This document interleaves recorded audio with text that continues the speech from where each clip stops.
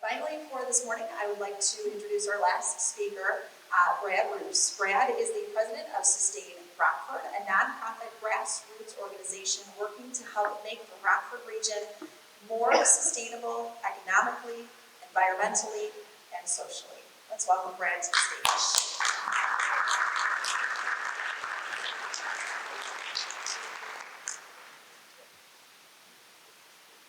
Let's thank Candace again.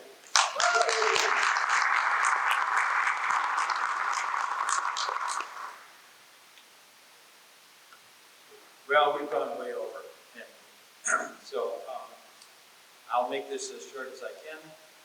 So first of all, thank you sponsors.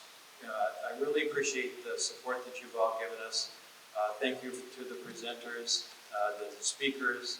Our platinum level sponsors today are the City of Rockford and the GreenLink Energy Solutions folks. And also our gold level sponsors are Cultivate Power, ComEd, Region 1 Planning Council, and Forefront Power. Let's just give them a round of applause. And be sure to visit, there will be a nice long break time at lunchtime, so be sure to go and visit them in all of the sponsors, and there are over 20, 25, something like that in the exhibition hall, which is directly south from where we are right now. So that's good. And let's also, well, let's see, I lost my when I talk about the exhibition hall, there's also one other exhibit you want to go see, and that's the solar house that was brought here by the Illinois Solar Energy Association, and that is just on the other side of the glass here. So if you walk out to the south part of the hotel complex here, you can see the solar house, and it's just a little house that gives you the whole picture of what that's all about. So please go and see the solar house as well. Hands-on, right? That's always the best. I want to thank the volunteers for today. I want to thank the Solar Conference and Expo Planning Committee that's been meeting for over a year and a half to plan this event, and our Sustain Rockford Communications Support Team, and also a guy who's become my really good friend and a colleague, and that is Paul Schweitzer. Paul is today's event coordinator, and he has just done so much work to help make this possible. So thank you, Paul. Let me emphasize that Sustain Rockford is a not-for-profit organization, grassroots organization. We essentially have no money and no staff. So everything that gets done here gets done out of the passion of the folks who are here. And I also want to thank Embassy Suites. You know, when Michael Dunn Jr. was just talking about our need for reducing our solid waste into our landfill, this is a low waste event today. I don't know how many of those you go to, but the kitchen scraps from today's lunch will be composted. We have used locally sourced food to keep the emitted energy at a minimum. Any leftover food will be rescued, so it doesn't go to waste. You may have noticed that there are no single-use items. You will not see any paper cups, no plastic cups, no paper napkins, no plastic forks, knives, and spoons, but only cloth tablecloths, and we appreciate that so much. So thank you, Embassy Suites staff. We hope that this is going to be something that you see more and more of. But you know, when you think about this, Embassy Suites saved an entire building in order to create this place. So talk about sustainability, that's pretty exciting. We've also noticed, just to save paper, we did not print out much of anything for you today. So everything, the information you need is in the website, as well as the name tags that are no plastic at all. And we borrowed the lanyards from the Convention and Visitors Bureau, so we tried to keep that too.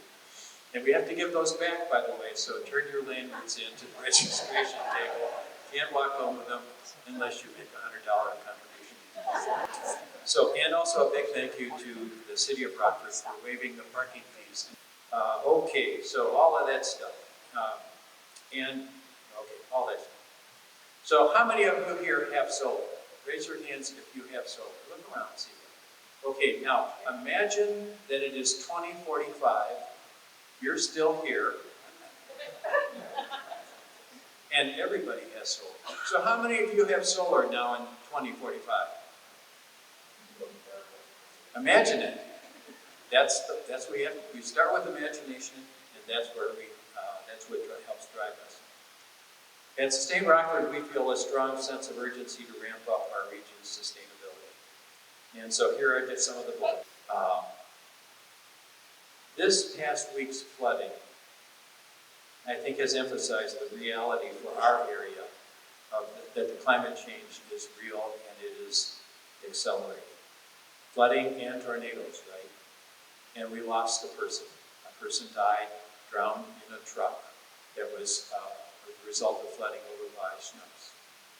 That will only increase if we don't take action. So while the public investments in solar are high in the millions, the cost of mitigating catastrophic climate change will clearly be in the billions. And so that's what we're going to have to do. The best science that we have tells us that replacing fossil fuel generated electricity with clean energy sources as fast as possible is absolutely essential. Clean energy is a meaningful and scalable means, and it only means nuclear, wind, and solar. But the deal is that nuclear power plants take a very long time and are very expensive to develop. Wind is also cheaper than nuclear, but it still takes years from start to finish in order to get it done. Solar is by far the cheapest form of clean energy, and it is the fastest to install in its various forms. We actually have, it occurred to me recently that of all of those three, the one that really needs and demands grassroots involvement is solar. You can't have grassroots involvement to develop a nuclear power plant. You just can't do that.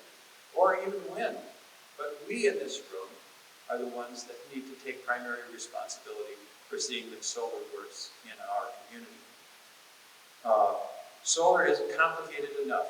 If you didn't get that already, then I think you probably walked in with that understanding. Solar is complicated enough, and so it's going to require more than a pamphlet at the door or somebody calling you on the phone. Ramping up our region's solar will require a campaign involving installers, policy experts, nonprofits, trusted messengers. We've learned through experience that people are more likely to hear the good news about solar and saving money and getting clean energy if they hear this from a trusted messenger. We've learned this through experience that people are more likely to hear it if they can hear it from someone they know. That's why this is really the pep rally. This is the pep rally. The next step is the campaign to help people become more aware of solar in our region. We can't do it all today. To help people understand how solar works, and including paying for it, the incentives and the financial benefits, we have to help people know how to take the next steps. The Solar Conference and Expo is the purpose.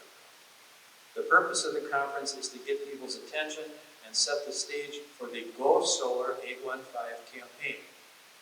Now what you should hear from that is that this is not the Sustain Rockford GoSolar campaign. This is the Rockford Region's GoSolar815 campaign. This is ours. This is yours. We all have to own this. And if we don't do that, if we put it in a silo, we will not succeed. This has to be something that we all own. And the key to that is engaging trusted messengers. Pastors, teachers, neighborhood leaders, business leaders, farmers, rural business leaders, not-for-profit leaders. There's a trusted messenger page on the website now, and it's there where you can read more about what it means to be a trusted messenger, and if you're interested, you can sign up to be a trusted messenger. We plan to launch the GoSolar815 campaign this fall, and we're going to need a lot of help. Remember I said we've got no money and no paid staff. It occurred to me that the other day that this is our best shot at addressing climate collectively. What happens at the macro scale, at the policy scale, and so on, is largely out of our control. but this is something that each one of us can do. So solar has never been cheaper, and the financial incentives have never been greater, and the need has never been more clear. The glass is indeed half full. Let's get serious about letting people know about the benefits of solar in our community. Thank you.